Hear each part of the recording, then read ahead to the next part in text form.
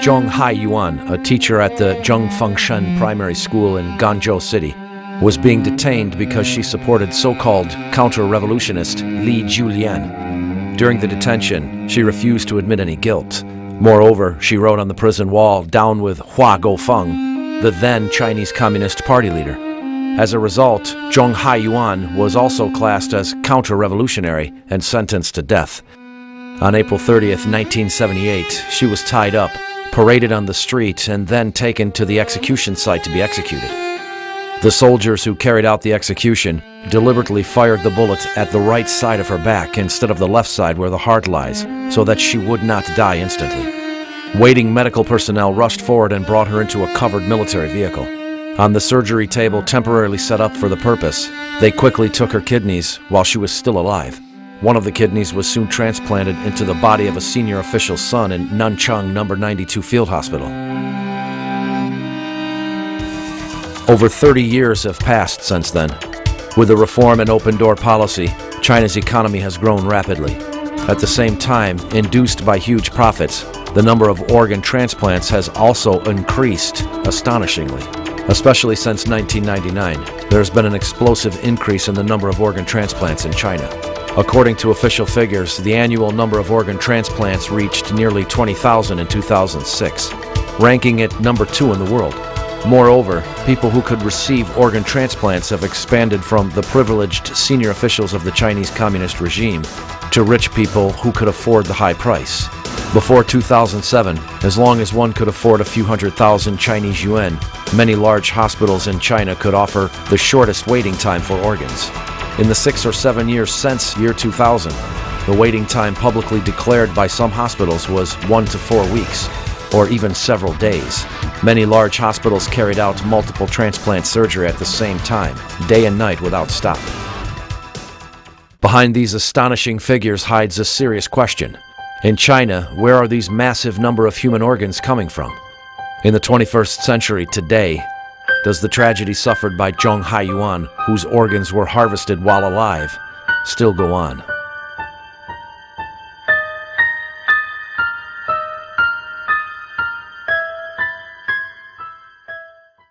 The United States is the largest organ transplant nation in the world. It has a well-established national database of organ donors and recipients.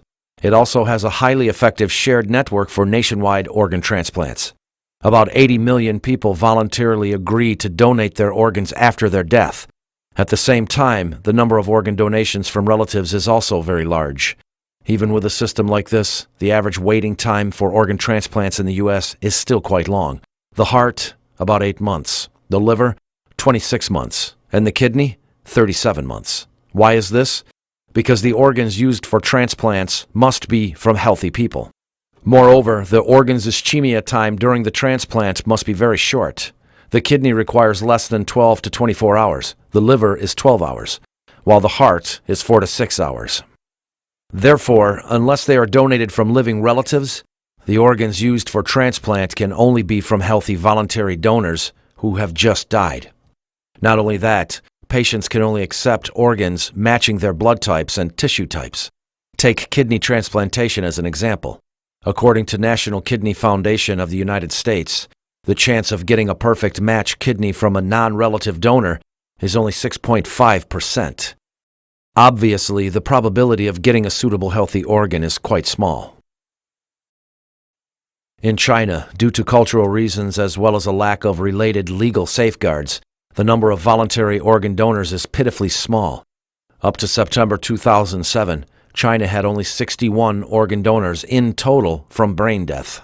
Organ donation from relatives only accounts for 1.1% of total organ transplants there.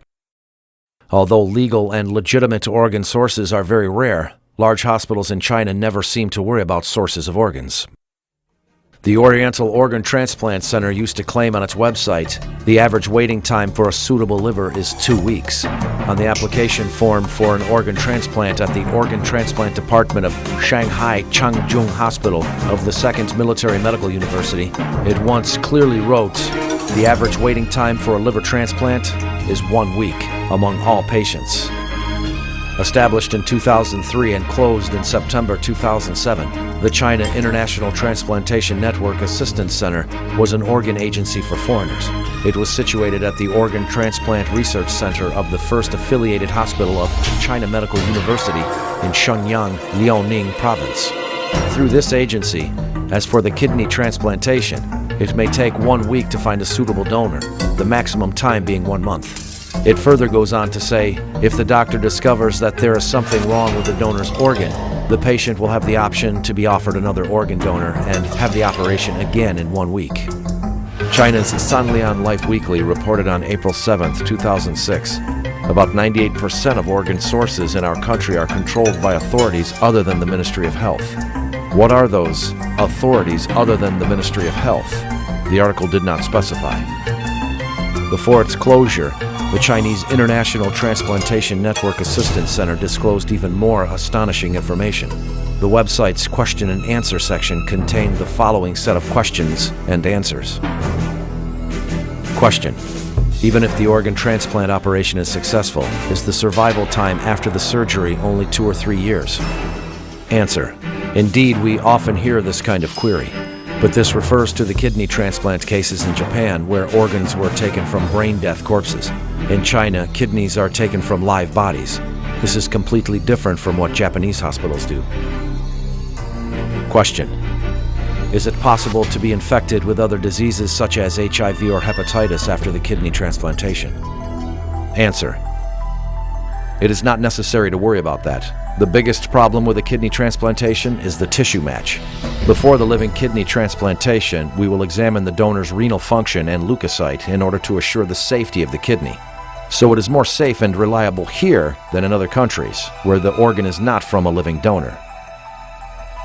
The question-answer section disclosed a clear and explicit message. The organs are not from corpses or brain death victims.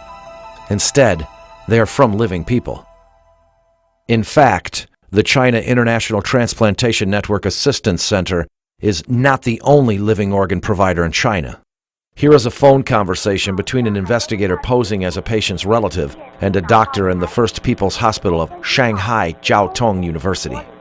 你好，你是肝移植中心，它的号码是多少？转接中，请稍后。喂，你好。喂，你好。我现在有一个表妹啊，丙型肝炎18年了，是慢性活动性，丙型肝炎。但是现在我跟你讲，你这个肝移植是可以的。那我就问啊，要等多久？工体有天天有现在我们今天就做。不是，你现在又不是说是有新鲜的，有活的人的，你这个都是活的。啊？都是活的。The precondition to ensure the supply of such large number of human organs for such short waiting times is the existence of a large organ bank of live donors. Furthermore, this group of people must be under strict control so that their physical conditions could be examined any time. Whenever a transplant patient arrived, a matching donor would be found from the bank. His or her organs would be taken out for the transplantation in order to ensure the organ's freshness and vitality. So what kind of people form this live organ bank? The international community commonly believe the allegation that the Chinese communist regime takes organs from the executed prisoners for transplants. However, this single source of organ supply cannot account for the explosive increase in the number of organ transplants in China during the past decade. Although the exact number of the executed prisoners in China is a so-called state secret, the state-run China News proclaimed in its report on September 6, 2007. For more than a decade, the people's courts have been very careful with and taken strict control in giving out death penalties. The number of executions have been decreasing steadily. Meanwhile, according to reports by official Chinese media, the total number of organ transplants in China during the 6 years after 2000 was more than 3 times that of the 6 years prior to 2000. If those 98% of organs for transplants in China that came from non-medical system were all from the executed prisoners, how could one explain the sharp increase of organ transplants in the past decade, while the death penalties had been decreasing steadily? Was it due to the improvement in transplant technology? Let's take a look at the kidney transplant. In 1998, the number of kidney transplants in China was 3,596. In 2004, it exceeded 10,000, 3 times that of 98. Between 98 and 2004, there had not been much improvement in kidney transplant technology. Obviously, technology improvement is not the reason behind the explosive increase in kidney transplants. Moreover, death penalties need to go through certain legal procedures, such as court hearings and appeals. Prisoners could not just be sentenced to death and their organs taken when transplant patients came. Then, what group of people could be subjected to organ harvesting and their lives taken so conveniently and speedily? Other than the prisoners on death row, who were these large group of people that were forced to live between life and death? For decades, the Chinese Communist regime have consistently denied allegations from the international community that it harvests organs from the executed prisoners. However, in 2005 at a World Health Organization conference in Manila, China's Deputy Health Minister Huang Jiafu publicly admitted for the first time that the majority of China's transplant organs were from the executed prisoners. But on April 10, 2004, Mao Chuinan, the spokesperson for the Ministry of Health, again denied harvesting organs from the executed prisoners when answering questions from reporters. In November 2006, at a meeting in Guangzhou, Huang Jiafu acknowledged again that over 90% of transplant organs in China came from the executed prisoners. Subsequently, on January 11, 2007, Mao Chuinan changed his tune in his interview with the BBC and also claimed that most of China's transplant organs were from executed prisoners. Apparently, on the issue of whether to publicly admit the organ source being from the executed prisoners, there were initially different views inside the Chinese Communist regime. Then what had forced the regime to conform to a single view and publicly admit a scandal it had been denying for decades? Was it because of the awakening of their conscience, or was it being used to cover an even larger crime? On December 22, 2000, the overseas Falun Gong Minghui website suddenly published a piece of news from China, alleging some evil police are plotting with greedy doctors to sell organs of Falun Gong practitioners. It is learned that just one clinic in the city of Shijiazhuang alone has been given 6 organs. Without disclosing further details and because the brutality in the information was beyond belief, this news didn't get much attention at the time. 5 years later, on March 8, 2006, an anonymous former Chinese media reporter in Japan told the U.S. Epoch Times that there existed a special place in Sujiatun district in Shenyang, Liaoning province, where large numbers of Falun Gong practitioners was secretly detained. These practitioners would eventually be killed and their organs taken for transplants. 您估计大概有多少法轮功学员被关押在里面？我不能很确切的说这么一个数字，因为经常性有变动，但是在当时吧，所得到的数据呢，应该是有6000人。但是什么时候？当时是在2年前左右吧，也就是2004年，左右的那个时间里面。他们是在里面，可能是在被强迫转化、被打、被关押，在生命垂危的时候，然后器官被取出来、被移植、被卖，是可以这么理解吗？对，我认为是这个情况，但是，他们一定是在一种什么样的一种情况下，是被迫的。就是说，或者说是在毫无知觉的情况下，上了手术台，取出了他们的脏器。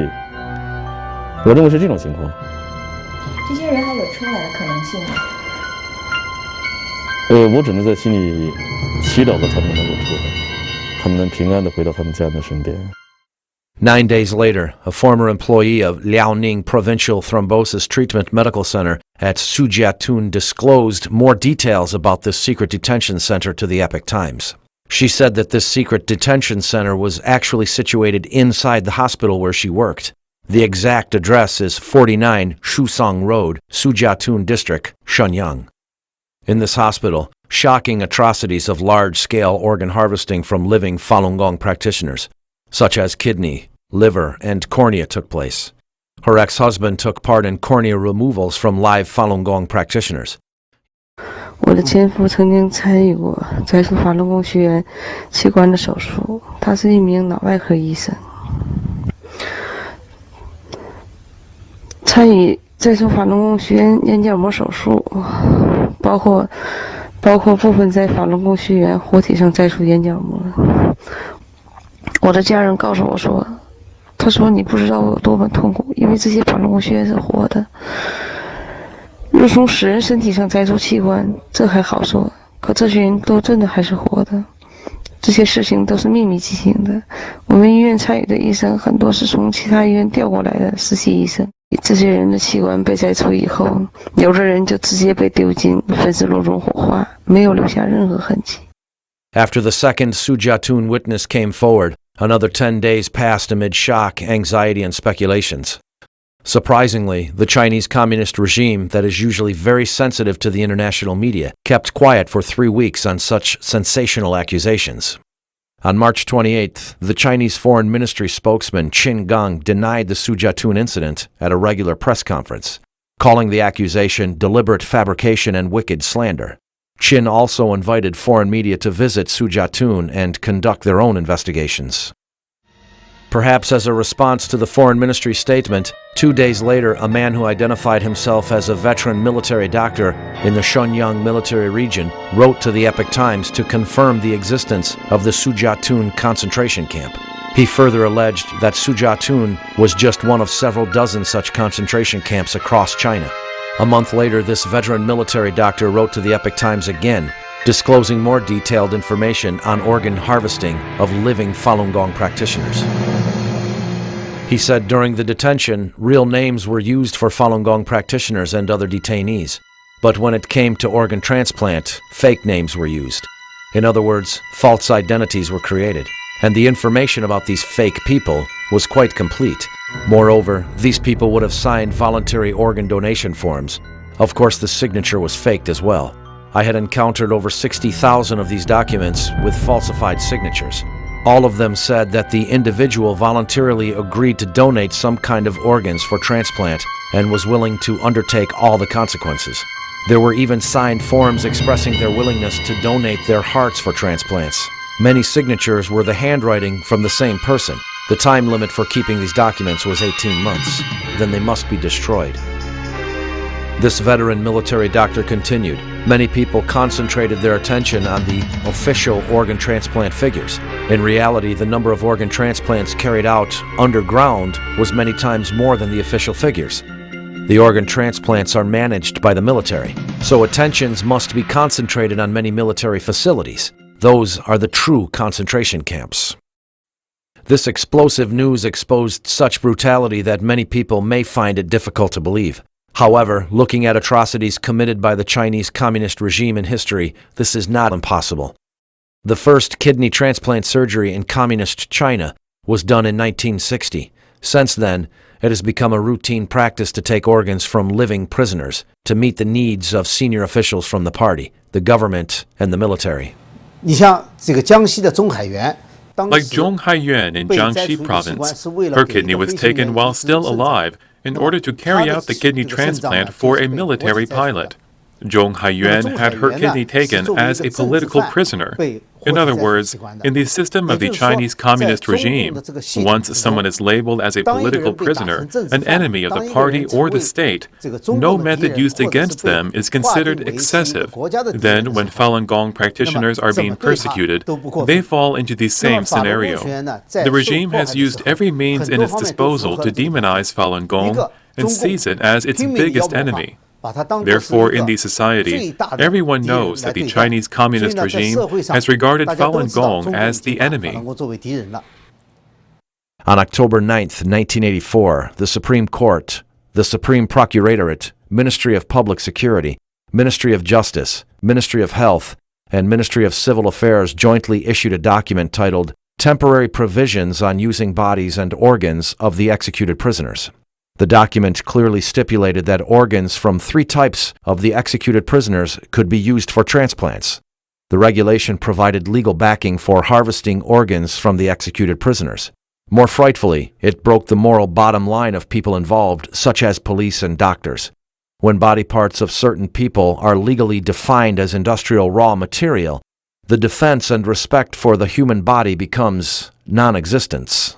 When they went to appeal to the government, many Falun Gong practitioners destroyed their ID cards to avoid implicating others. When arrested, they would also not give their names or where they are from. Therefore, to the Chinese communist regime and those people who want to take organs from living people, these practitioners become the most suitable targets for organ harvesting, as their disappearances would not be discovered or reported.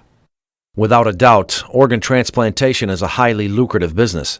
The Organ Transplant Center of the People's Liberation Army No. 309 Hospital claimed on its website, "Our transplant center makes most money for clinic department. From January to June of 2004, income was 13.57 million yuan.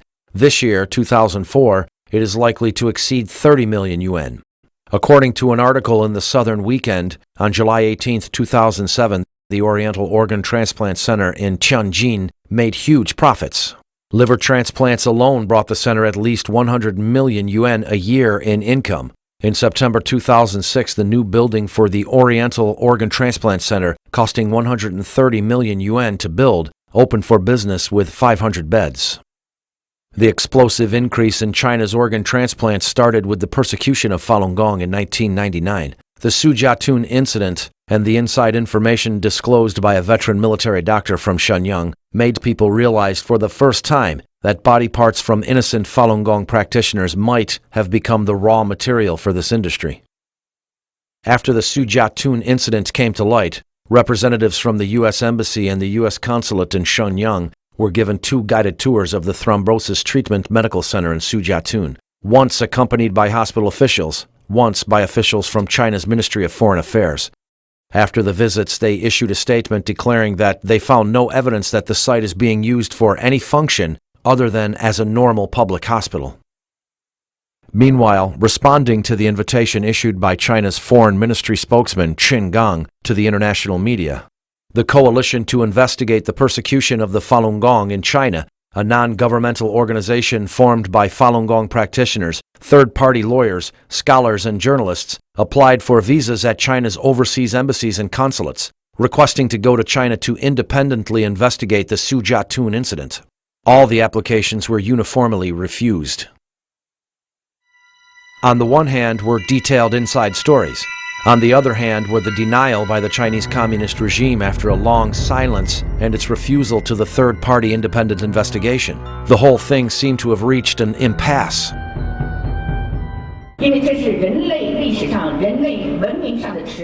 If the world turned a blind eye on such horrific and detailed allegations, it would be a disgrace to all of humanity. Even though the Chinese Communist regime set up many barriers to the independent investigation, people with a sense of justice did not give up. They expanded their focus from Sujiatun to the whole of China and were determined to find out whether the regime really harvested organs from living Falun Gong practitioners. On May 8, 2006, at the request of the Coalition to Investigate the Persecution of the Falun Gong in China, former Canadian Secretary of State for the Asia-Pacific region David Kilgour and renowned international human rights lawyer David Matas formed an independent fact-finding team to investigate the allegations that the Chinese Communist regime had been harvesting organs from living Falun Gong practitioners. On June 2nd, the 2 investigators sent a letter to the Chinese embassy, inquiring about the terms of their entry into China to carry out a truly meaningful independent investigation, free from the Chinese government surveillance. On June 23rd, the Chinese embassy in Canada rejected Kilgour and Matas's visa applications. However, one person did succeed in entering China. He was Mr. Edward McMillan Scott, Vice President of the European Parliament. From the May 20th to the 24th, 2006, during his preparation for a Human Rights and Democracy report for the Foreign Affairs Committee of the European Parliament, Mr. McMillan Scott went to Beijing and met various officials, including European Union delegates, public figures, as well as 2 Falun Gong practitioners from Beijing, Niu Jinping and Cao Dong. Cao recounted to him what he witnessed in the jail. Cao Dong is in his 30s. He'd been a prisoner in northern China, and he gave a very nervous, understandably, very nervous report of what he had seen in that prison. I asked him whether he was aware of the practice of what is known as organ harvesting, which is taking body parts from prisoners to order, in effect. This is a trade which is run by the People's Liberation Army for profit. And he said he could only tell me that he had a friend, another Falun Gong practitioner, in the prison in northwest China. And the friend disappeared one day. And the next time he saw him was his body, the friend's body, in the prison hospital with holes where body parts had apparently been removed. And so after the meeting I had with these former prisoners, they were all arrested. Cao Dong was later convicted of meeting me, of just a vice president of the European Parliament. Just because of meeting just you? Because he met me. And he was sentenced to 5 years in prison, and he remains in prison now.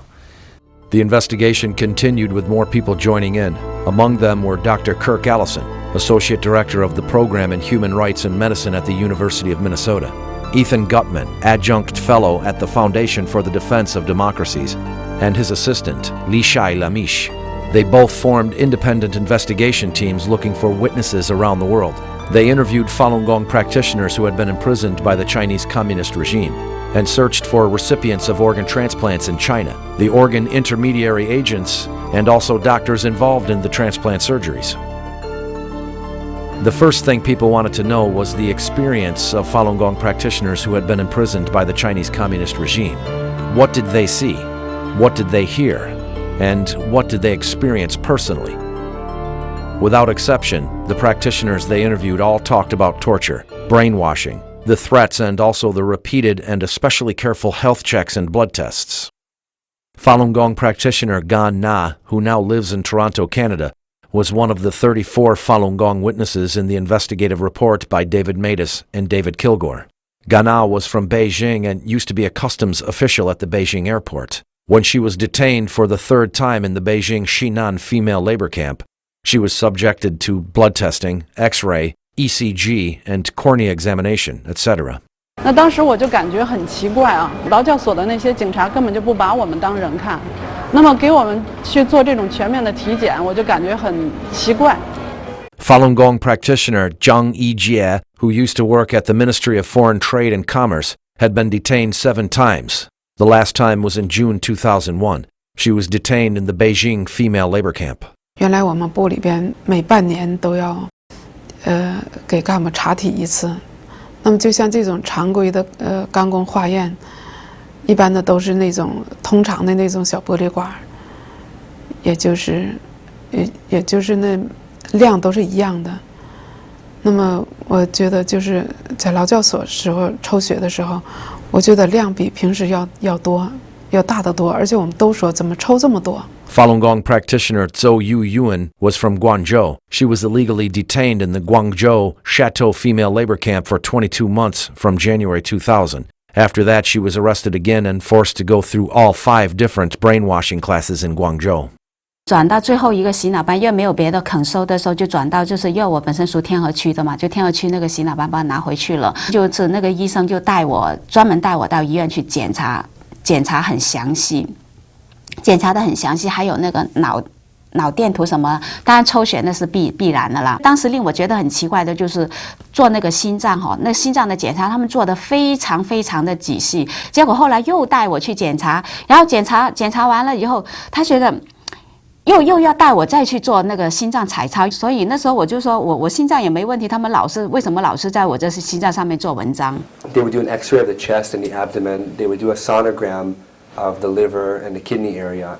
They would do a very large blood sample, and sometimes they would take the blood out and put them in 8 different tubes, which suggests that they're doing tissue typing, that is, testing for diseases, any diseases that would make their organs unusable, also trying to see whether there is a proper blood type and tissue type match for a potential recipient of the organ. Then they were also doing a lot of urine samples to see the health of the kidney function. On the one hand, Falun Gong practitioners were tortured inhumanly. On the other hand, there were these strange health checks and blood tests. Many Falun Gong practitioners were puzzled with these self-contradictory behaviors.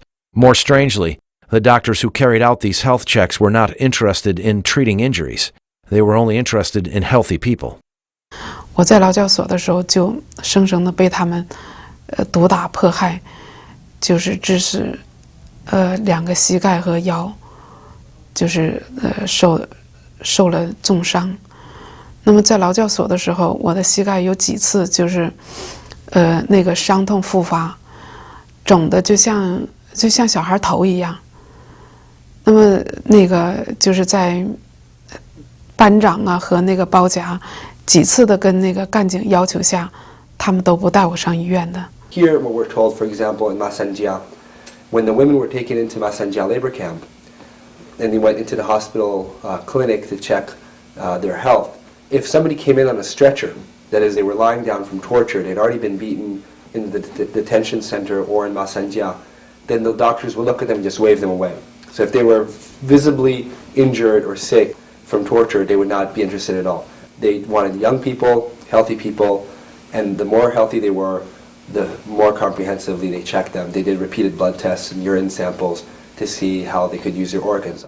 In June 2008, David Matus found a person in the U.S. who was once imprisoned in Jiangsu province. He was not a Falun Gong practitioner. To avoid persecution from the Chinese Communist regime, he was given an alias, Lanny.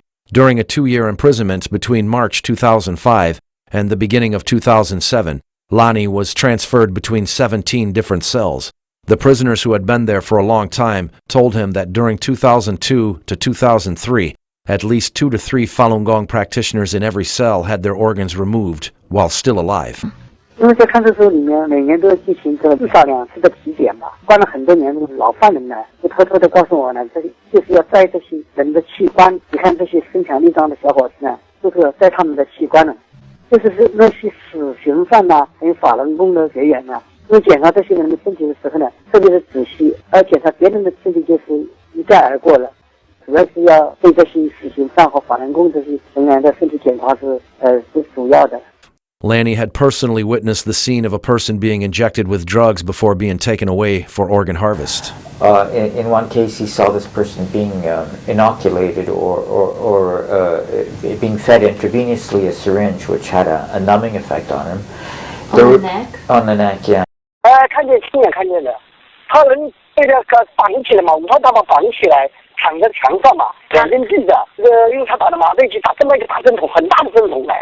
有一个我们那个手，我感觉估计有一个我们3个手指头顶在一起，大针管的，你像里面有半管水，针管的水。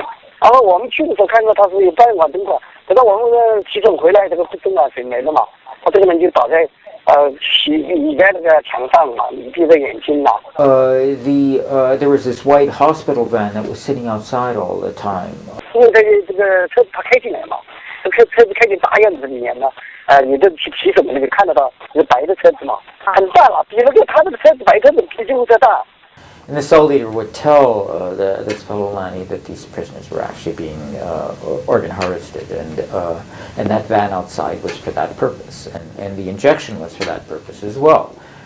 In November 2006, Lanny was transferred to another cell in the same prison. The cell also imprisoned a Falun Gong practitioner called Chen. 我进去他已经快要走了呀，跟我待没多久了，跟别人待的时间长了。他不是规矩打了打得很重了，把腿也打断了，才坐不起来，腰也打坏了，然后看得很那个呼吸很困难的，打到最后就把他拖出去了，就没有了。好了，这个人。The cell leader was basically the same routine he'd seen for the prisoner sentenced to death. That somebody had come and blood tested him. There was a syringe put in his neck. That the people in white clothes had come to fetch him. That there was a hospital van outside. 后来他们这种人肯定就是被这个活摘器官的。活摘法轮功其实在那个一监狱的讲的人很多的呀，就是和法轮功打的就活摘了，就很多的人都是。因为活摘器官跟那个枪毙人在监狱里都知道是清清楚楚的，没什么这个隐瞒的事情，好像在外面你们都不知道就是而已。Witness Lani indicated that the purpose of police beating Falun Gong practitioners severely was sometimes for their organs. If a practitioner's blood and tissue type matched that of a patient who needed an organ transplant, then this practitioner became a target of severe beating. 他是看，就是说他看准了是这个人是那个病人所需要的人，他就打这个人。对他严格，他就对他特别严格，动手打啊，同时那个迫使你跟警察把闹翻的，所以从小闹翻开始就打你，打你然后你打了你不服气，你再闹再打了，打了几次的话你打伤，把你打到那个肋骨打断呐，腿打断呐。The statement by witness Yu Xinhui in his interview with Ethan Gutman and his assistant Li Shai Lamish also confirmed what Lani described. For example, a man we interviewed in Bangkok, he escaped to Bangkok, his name is Yu Xinhui, and he was jailed for 6 years at Sihui prison in Guangzhou in the south. He said it was common knowledge among the prisoners that people were taken regularly whenever somebody needed an organ, when an official needed an organ, when some rich person needed an organ, that they were taken and removed from the prison. And sometimes the other inmates or the guards would threaten him and say, if you don't cooperate, we will kill you and we will sell your organs. 其实我们在监狱都知道，只要你死，或者说你还没死或者怎么样，其实你都要把你的器官搞定。Yu Xinhui had experienced 3 health checks in the prison. The last one was in March 2005 under the close watch of the armed police. People in the prison also knew that there truly existed a name list. Every year, people on the name list would be taken away and would never come back again. Once a year, a bus would come in and it would sweep through their prison cells, and they would park right outside their building, and the policeman would come into their hallway, and they'd have a list of people, and they'd go in and ask for the person, check, okay, you this person, okay, just take your shoes, take a jacket, let's go. They would not even allow them to get their stuff. Go to the next room, find a person. It was very terrifying for them. They didn't know who was being taken, why, where they were going. And they just collected these people, put them on a bus. Sometimes it was 2 or 3 or 4 big buses full of people in the middle of the night, take them away. And these people were never seen or heard from again. From the Google online satellite map, Yu Xinhui pointed out to the investigators the parking locations in the jail for the coaches that were used to take away Falun Gong practitioners late at night. Among the witnesses interviewed by these 2 investigators, 15 of them were forced to go through these suspicious health checks and blood tests, like Yu Xinhui. And I mean, basically, if you're Falun Gong and you're in prison, you're on your way to being organ harvesting, as far as I can see. In order to obtain more direct evidence, overseas investigators made direct phone calls to a number of hospitals and transplant doctors to ask about the sources of organs. The callers presented themselves as potential overseas recipients or relatives of potential recipients. 哎，是宋主任吗？啊，您说吧。哎，他那个医生跟他讲，就是说这个肾源挺好，就是练法轮功身体都比较好。我们也会有，这个我们可能大概有，今年到目前为止，可能这样的有10几个这样的肾脏。喂，哎，请问是广州军区武汉总医院？哎，那你们这边的话，有没有可能就是法轮功这样的肾源，有没有可能有几个？法轮该用就用呗，是不是？你管他法不法轮功啊，是不是？哎，你好，你是中山医院对，是的，好，家长医治中心吗？对，是的。我需要咨询一下我的。等一会儿啊，我再一下来，好吧？好。喂，你好。哎，你好，你是医生吗？你是哪里？你贵姓啊？我怎么称呼你啊？我姓沈，你姓沈啊？这个移植手术啊？可以做的。那要等多久啊？本来以后1个礼拜左右就可以做了。那但是这个提供的这个就是有健康有心血。那当然是好的了。给你提供的都是青少年，提供的这个法轮功的这种提供的这种。就是我们都是这种。In addition, the International Coalition to Investigate the Persecution of the Falun Gong in China, headquartered in the U.S., confirmed the same conclusion with a similar method. One example is between June and July 2007, An investigator from this organization established the connection through phone calls with a kidney intermediate agent at the Army's number 307 hospital. The communication lasted for several weeks, and the accumulated conversation's time amounted to several dozen minutes.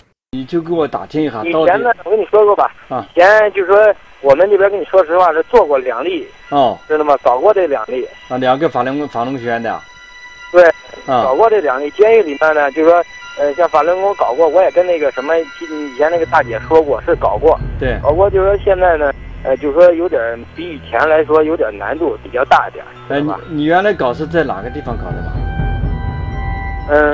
是在那个西城。西城。那你现在还有一个呢？你这个东西呢，你怎么确定它是法轮功学员？这一点你了解过吗？怎么确定法轮功学员？到时候我们这边头上面有人会给你出现资料，知道吗？观察会出资料给你，这没放心。那好。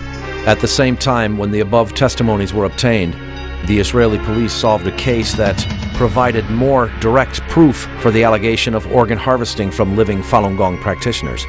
On July 31, 2007, the Israeli police arrested 4 men suspected of being intermediary agents for introducing people to go to Asia to have organ transplants. They made several $1 million from patients without declaring it. The arrested suspects were the CEO of Medict, Yaron Ishak Yodakim, and his partners. The largest newspaper in Israel, Yedioth Ahronoth Latest News, reported that on November 17, 2006, unaware that their conversation was being recorded, Yodakin told a disguised reporter for the newspaper's weekend magazine that his company could help to provide organs from China's political prisoners, death row prisoners, and Falun Gong practitioners. After the publication of this report, the Israeli authorities started a long investigation of him and confirmed the content of the report. Faced with the investigation by the international community, the Chinese Communist regime responded with its usual manner. The spokesman for the China's foreign ministry, Qin Gang, stated, 我们认为呢，这样的一个报告总体上是不客观、不公正、不公平的。 On the one hand, the regime, without any proof, firmly denied the allegations. On the other hand, it quietly set up various obstacles to the independent investigations. In August 2006, in Melbourne, Australia, Parliament member Victor Purton invited David Kilgore to give a speech in a forum. As a result, the Chinese consulate sent a letter to all members of the Parliament asking them not to attend this forum. In September 2006, in Helsinki, Finland, the Human Rights Committee of the Finnish Parliament received a phone call from the Chinese embassy, asking them not to meet with David Matas. In May 2007, the Belenson Hospital near Israeli capital Tel Aviv organized a seminar about organ transplants. They invited David Matas to make a speech. The Chinese embassy exerted pressure on Israeli Foreign Minister and Health Ministry, demanding them to cancel the seminar or cancel the invitation to Matas. The websites of China's organ transplant centers also changed quietly. Many figures about the number of organ transplants and the waiting times were deleted or modified. Some websites disappeared completely. However, some of these original materials could still be found at their archived locations.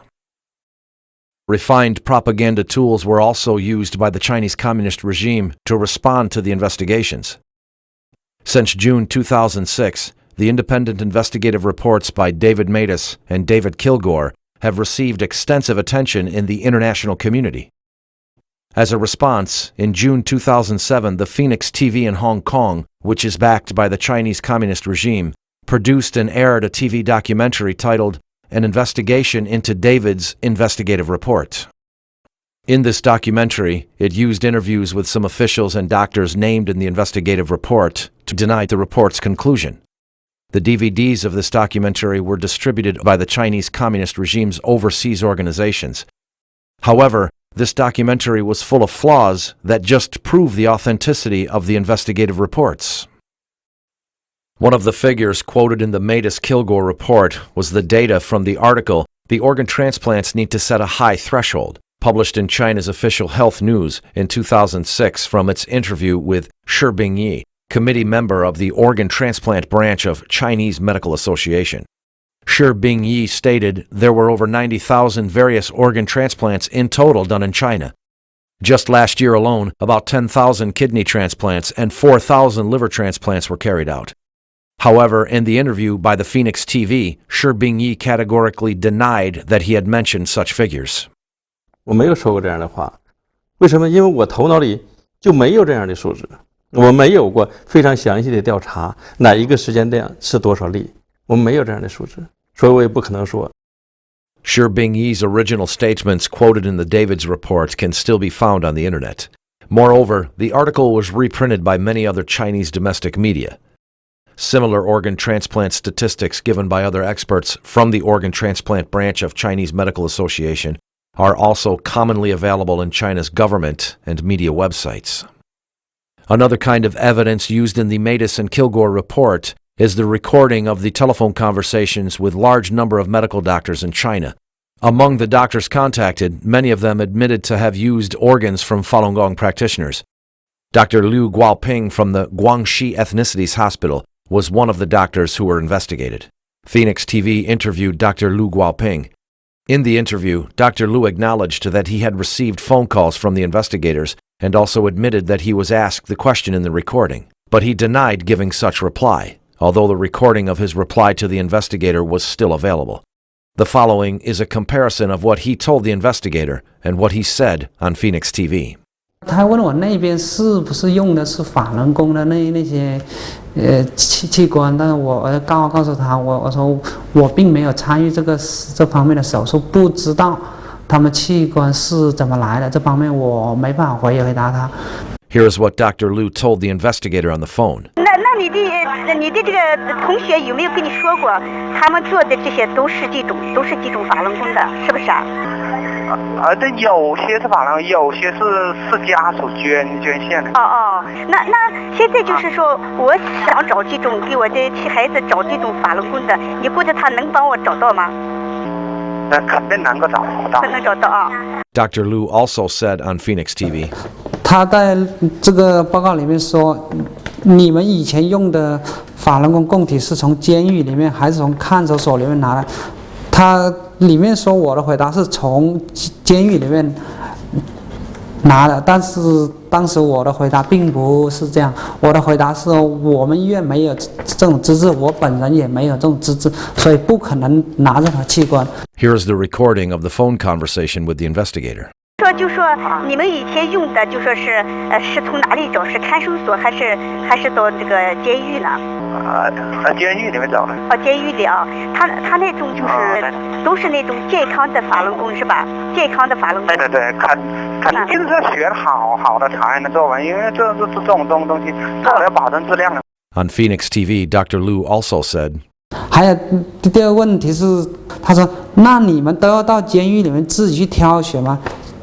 他当时说我的回答是对，肯定是说要去挑选的。这个问题当时根本都没问到，没有那回事。Was Dr. Liu asked that question by the investigator? Here's the recording of the phone conversation. 那是都要像你们都要到监狱去自己去挑选是吧？对，肯定挑选。那挑选如果他不让你抽血怎么办？他肯定会让的。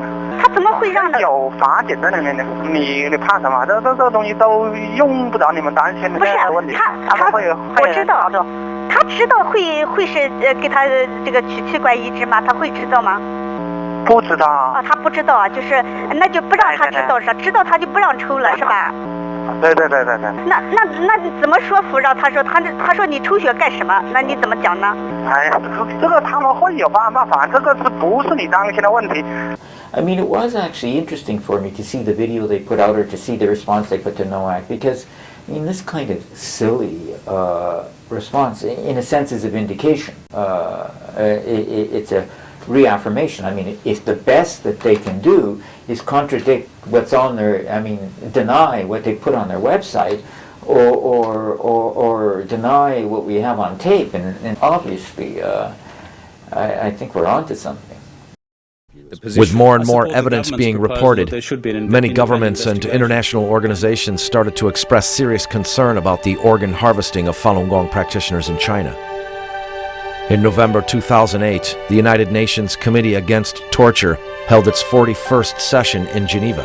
The summary report by the committee specifically demanded the Chinese government to explain the massive increase in China's organ transplant surgeries since the start of the persecution of Falun Gong and the unexplained source of the huge organ supplies.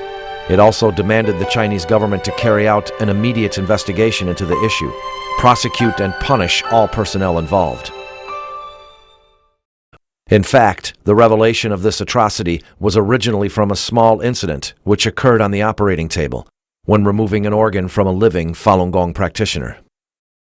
On April 13, 2006, the female witness of the Sujiatun incident, the wife of a doctor who was involved in removing corneas from living Falun Gong practitioners, told the following true story in the form of a recording at the press conference in the U.S. National Press Club. 我丈夫有记日记的习惯，他的日记里有一篇日记是这样写的：当这个病人昏厥之后，他用剪刀绞开这个病人的衣服的时候，从衣服的口袋里掉出来一包东西，他打开一看是个小盒子，里面有个圆的做法轮的那个护身符，上面有个纸条，写着祝妈妈生日快乐。祝妈妈生日快乐。我丈夫受了很深的刺激。This Falun Gong practitioner whose organs were removed while unconscious would never know that this small incident which occurred at the point of her death awakened this doctor's conscience, leading to the revelation of this atrocity. However, to end this evil atrocity completely, we need an awakening of many more people's conscience. This unprecedented enormity has placed many innocent lives between life and death. Faced with this crime, each person's choice would place the conscience of humanity between life and death.